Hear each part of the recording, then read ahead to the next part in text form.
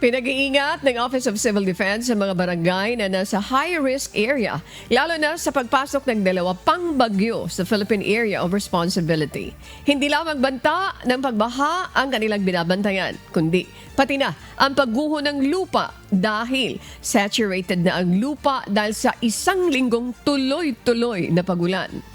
Sa tala ng Mines and Geoscience Bureau, nasa 3,000 barangay ang nasa high-risk area.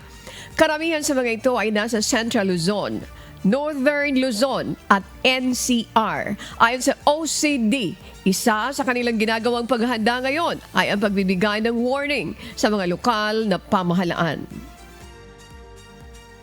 So, yun no, mataas po ang possibility kaya tinitingnan natin or we are trying our best to come up with really a paano ma-issue itong early warning natin at ang cooperation po ng ating mga LGUs doon sa mga high-risk areas na magkaroon ng preemptive evacuation ay napaka-importante. So every day ina-assess natin ito dahil ito nga, hindi lang isa, may dalawa na tayong depression, no? I think si Emong ay nabuo na aside from Dante.